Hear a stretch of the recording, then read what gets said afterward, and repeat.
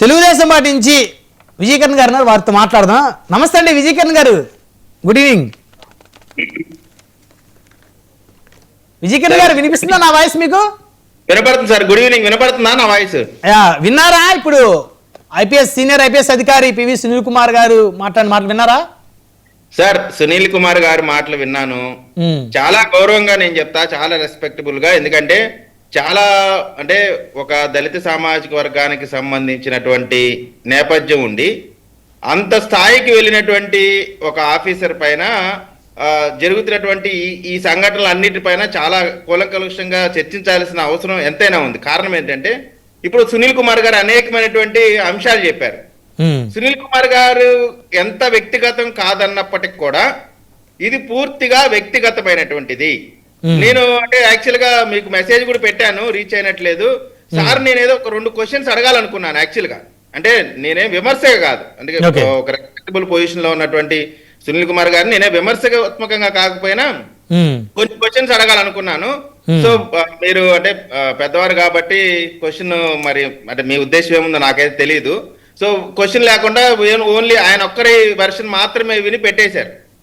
So దానికి సంబంధించి ఇక్కడ నేను త్రిపుల్ గారికి వకాల్తా తీసుకున్నానో లేదా సునీల్ కుమార్ గారికి వ్యతిరేకమానో కాకుండా ఇవాళ సునీల్ కుమార్ గారు ఇటువంటి పరిస్థితిలో అంటే తను తాను డిఫెండ్ చేసుకుంటూ త్రిపుల్ గారి పైన యుద్ధం చేసేటువంటి పరిస్థితికి రావడానికి ప్రధానమైనటువంటి కారణం వైఎస్ఆర్ కాంగ్రెస్ పార్టీ ప్రభుత్వం.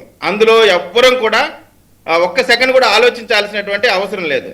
ఎందుకంటే ఇప్పుడు త్రిపుల్ గారి పైన కోపం వచ్చింది ఆ ప్రభుత్వానికి. ఆ ప్రభుత్వంలో ఉన్నటువంటి 1కో 2కో 3కో అవన్నంటే జగన్మోహన్ రెడ్డి గారికో సజ్జల గారికో లేదా మిథున్ రెడ్డి గారికో. ఎందుకంటే మిథున్ రెడ్డి గారు ఏ విధంగా అయితే పార్లమెంట్ లో ఒక మంచి పొజిషన్ ఉన్నారో దాని తలదన్నేటట్టు త్రిపుల్ గారు అక్కడ ఒక పార్టీ ఏర్పాటు చేశారు.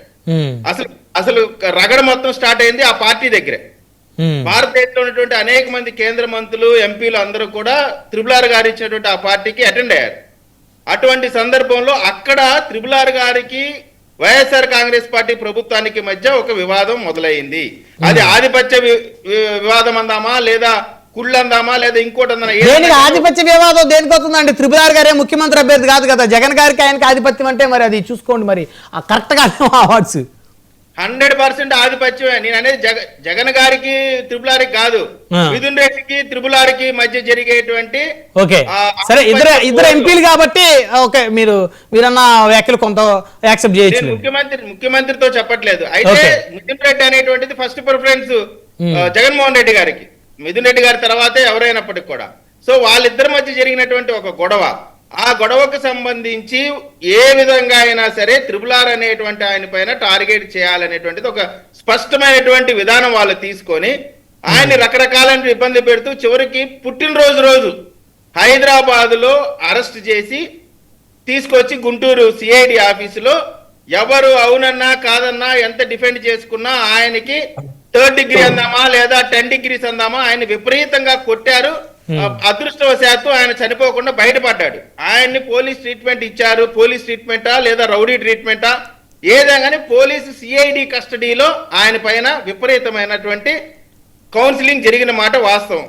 అందులో ఎవరు కూడా కాదనాల్సినటువంటి అవసరం లేదు. సరే, అది నిదానంగా చట్టపరంగా కూడా ప్రూవ్ అవుతుంది. అయితే ఇక్కడ జరిగినటువంటి సమస్య చూడండి, ప్రభుత్వాలకి వాళ్ళకి మధ్య జరిగితే ఆ పోస్ట్ లో ఉన్నటువంటి సునీల్ కుమార్ గారి ద్వారా పోనీ ఆయనకి తెలిసి చేశారా తెలియక చేశారా అనేది విచారణలో రావచ్చు. కానీ ఆ రోజు సిఐడి చీఫ్ గా ఉన్నటువంటి సునీల్ కుమార్ గారు ఉన్నటువంటి సందర్భంలో ఈయనకి జరిగినటువంటి ఇబ్బందికి సంబంధించి ఈ రోజున ఎంత భయంకరమైన పరిస్థితి అంటే నా ఎస్సీలు నా ఎస్టీలని ఒక చిన్న స్థాయి నుంచి అంత స్థాయికి వెళ్ళినటువంటి ఒక ఐపీఎస్ ఆఫీసర్ ఈ రోజున ఇంత స్ట్రగుల్ అవడానికి కారణం ఆనాటి వైఎస్ఆర్ కాంగ్రెస్ పార్టీ ప్రభుత్వమే. వారి యొక్క బాధితుడిగా ఈ రోజు మిగిలిపడ్డాడు. అటు త్రిపుల్ బాధితుడే, నన్ను అడిగితే సునీల్ కుమార్ గారు కూడా బాధితుడే. సో ఈ బాధితుడు కాస్త వాళ్ళిద్దరి మధ్య జరిగేటువంటి వివాదం పర్సనల్ గా వెళ్ళటం, సునీల్ కుమార్ గారు వాళ్ళ మదర్ యొక్క బరియల్ గ్రౌండ్ లో ఆ ఫోటోలు తీయటం, ఇవన్నీ కూడా పర్సనల్ లెవెల్ కి పడిపోయినాయి. 100% పర్సనల్ లెవెల్ కి పడిపోయినాయి. నేను అడుగుతా ఉన్నా అండి, మీరు చూడండి ఆపరేషన్ అయిపోగానే ఏ విధంగా ఉపయోగించుకుని వదిలేశారంటానికి ఎప్పుడైతే వాళ్ళకి కావలసిన టార్గెట్లన్నీ రీచ్ అయిపోయారో వెంటనే ప్రాధాన్యత లేని ఫైర్ డిపార్ట్మెంట్ కి సునీల్ కుమార్ గారిని పంపించారు. ఉమ్. అదే సందర్భంలో ఉమ్. రాజేంద్రనాథ్ రెడ్డి గారికి ఎలిజిబిలిటీ లేకపోయినప్పటికి కూడా ఉమ్.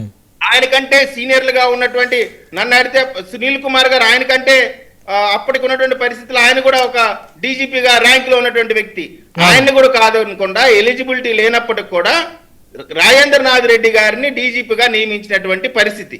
సో ఇటువంటి క్రమంలో ఇది పూర్తిగా ఈ రోజున అది తెలుగుదేశం పార్టీకో ఇంకోటో కాదు, పూర్తిగా ఇది త్రిపులార్ గారు ఒక బాధితుడుగా ఆయన ఆయన ఆయన బాధ ఆయన వ్యక్తం చేస్తా ఉన్నాడు. ఆ రోజు తన్నులు తిన్నవాడికి తెలిసి దాని నొప్పి ఏంటో. సో ఆయన పోరాటం దానిపైన చేస్తా ఉన్నాడు. అయితే ఇక్కడ బలిపశువులు అయింది ఎవరు? తన్నించుకున్నాడు, ఈయన బాధ ఈయనకుంది. వాళ్ళు ఎంజాయ్ చేశారు, ఈయన్ని కొట్టడం ద్వారా, వీడియోలో చూపించడం ద్వారా వాళ్ళు ఎంజాయ్ చేశారు. ఇవాళ గ్రౌండ్ లో ఎవరు ఇబ్బంది పడుతున్నారు? సునీల్ కుమార్ గారు, త్రిపులార్ గారు. సో ఇటువంటి పరిస్థితుల్లో ఖచ్చితంగా దీనికి సంబంధించిన దళిత సమాజం కూడా ఆలోచించాలా. ఇదేదో దళితుల మధ్య లేదా త్రిపులార్ మధ్య జరుగుతున్నటువంటి సమస్య కాదు, ఇది పూర్తిగా వ్యక్తిగతంగా జరుగుతున్నటువంటి సమస్య. రెండోది, ఎక్కడా కూడా మీరు చూడండి, త్రిపులార్ గారు ఏదో కేసులు ఉన్నాయని చెప్పి సునీల్ కుమార్ గారు చెప్తున్నారు. కేసులు ఉంటే ఉండొచ్చు, నేను లేవనే మాట ఎవరు చెప్పలేం. అది జడ్జిమెంట్ కూడా సునీల్ కుమార్ గారే ఇచ్చేస్తున్నారు. శిక్షలు పడిపోతాయి, శిక్షలు వేసేస్తారు, ఇంకా అయిపోయింది మొత్తం, నేను ఇంప్లీడ్ అవుతాన్నారు. ఇక్కడే అర్థమైతా ఉంది సునీల్ కుమార్ గారు పర్సనల్ లెవెల్లో ఆయనకున్నటువంటి ఇబ్బంది ప్రకారం నిజం. అంటే ఇక్కడ ఒకటండి విజయ్ గారు, అంటే ఇక్కడ ఇష్యూ రఘురామ గారు కూడా సునీల్ కుమార్ గారి యొక్క మతం గురించి, కులం గురించి మాట్లాడటము అది ఆయన చేశాడనేది ఇప్పుడు వారు కూడా ఇందాక అన్నారు కదా, చాలా పర్సనల్ నేను కూడా చెప్తున్నాను కదా సార్, ఇక్కడ పర్సనల్ లెవెల్ కి దిగజారిపోయింది ఈ గొడవ అంతా కూడా. ఇప్పుడు ఈ గొడవ జగన్మోహన్ రెడ్డి గారికి త్రిపులారికి మధ్య ఉన్నటువంటి గొడవ ఇప్పుడు సునీల్ కుమార్ గారికి త్రిపులారికి మధ్య నడుస్తా ఉంది. వాళ్ళు హాయిగానే ఉన్నారు, చేపించిన వాళ్ళు ఎవరు ఇప్పుడు బాధితుడు కాదు, వాళ్ళెవరు కేసుల్లో లేరు. ఇవాళ జగన్మోహన్ రెడ్డి గారిని ఎవరన్నా టచ్ చేశారా? ఎవరు చేయలేదు కదా. ఆయన ఫీల్డ్ లో కూడా ఉండడు.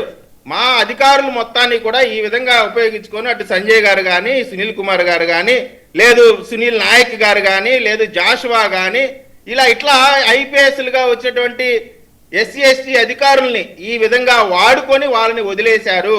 కేవలం టార్గెటెడ్ గా పెట్టడానికి మాత్రం వాళ్ళని ఉపయోగించుకున్నారు అనేటువంటి మాట స్పష్టంగా చెప్పదలుచుకున్నా. అంటే ఒకటే ఫైనల్ ఒకే మాట, కోర్టు కేసులకు సంబంధించి సునీల్ కుమార్ గారు లేదా విజయ్ కిరణ్, బ్రహ్మనాయుడు గారు డెసిషన్స్, జడ్జిమెంట్స్ ఇవ్వలేము. ఆయన పైన ఆరోపణలని జడ్జి గారు ఆ విచారణలో భాగంగా ఆయన నేరస్తుడా కాదనేటువంటిది కోర్టులు నిర్ణయిస్తే సునీల్ కుమార్ గారు కాదు అనేటువంటి మాట మాత్రం చెప్పదలుచుకున్నారు.